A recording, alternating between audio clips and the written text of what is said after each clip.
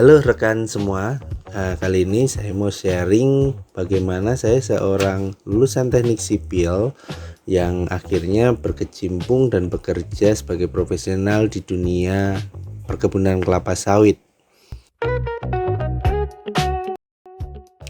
Jadi awalnya setelah lamaran diterima oleh perusahaan, saya mengikuti tes seperti psikotes, kemudian grup diskusi, wawancara direksi, dan akhirnya medical check up. Singkatnya, saya keterima sebagai manajemen trainee di salah satu perusahaan perkebunan kelapa sawit. Menjalani pendidikan mental, fisik, dan disiplin di salah satu camp tentara di Jakarta sebelum akhirnya kami 40 orang dikirim ke wilayah-wilayah anak perusahaan di seluruh Indonesia. Dan selesai masa tersebut, saya terpilih untuk menempati kebun settle di salah satu anak perusahaan. Di situ selama kurang lebih 6 bulan saya menjalani masa orientasi dan training.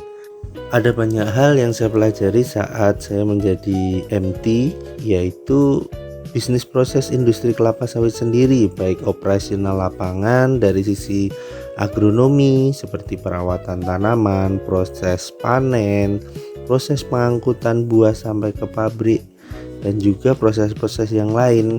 Proses administrasi kebun juga administrasi pabrik juga diajarkan, dan proses pembuatan tandan buah segar atau TBS menjadi CPO atau crude palm oil menjadi salah satu inti dari perusahaan perkebunan kelapa sawit yang mempunyai pabrik. Jadi seluruh bisnis proses dari penanaman sampai dengan panen dan penjualan CPO semua diajarkan saat kami menjadi manajemen trainee. Kemudian bagaimana dengan teknik sendiri?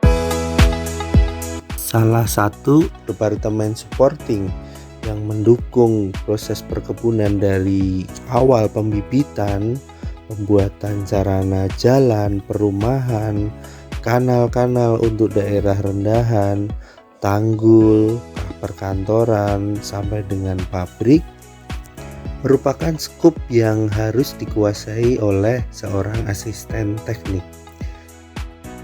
Seperti halnya seorang asisten teknik sipil harus mengetahui bagaimana cara membuat spek jalan, baik spek jalan di daerah rendahan atau lowland dengan menggunakan sistem pemadatan, kemudian perkerasan base course, dan lain-lainnya.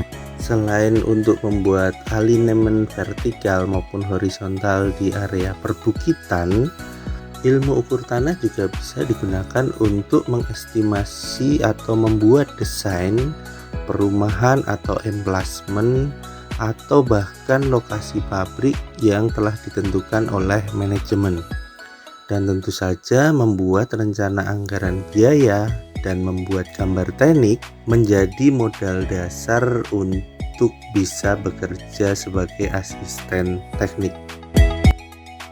Selain itu ada juga asisten traksi atau transportasi dan produksi. Asisten tersebut lebih bertanggung jawab terhadap proses pengangkutan TBS atau tandan buah segar yang telah dipanen harus sampai ke pabrik kurang dari 24 jam. Oleh sebab itu, asisten traksi mengelola aset perusahaan yang berupa angkutan, yaitu seperti truk, mobil, alat berat untuk mengangkut buah dan sebagainya, sehingga seluruh buah bisa sampai pabrik kurang dari 24 jam.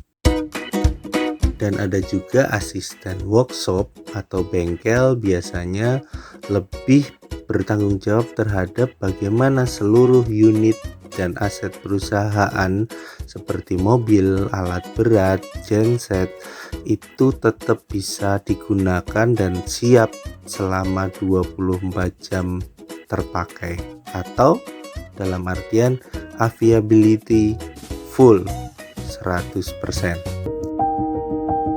Oke, begitu mungkin gambaran singkat tentang bagaimana seorang teknik sipil bisa menjadi atau bekerja di dunia perkebunan kelapa sawit. Tunggu kita sharing berikutnya. Jangan lupa sharing atau komen untuk pengalaman kalian rekan-rekan semua. Terima kasih.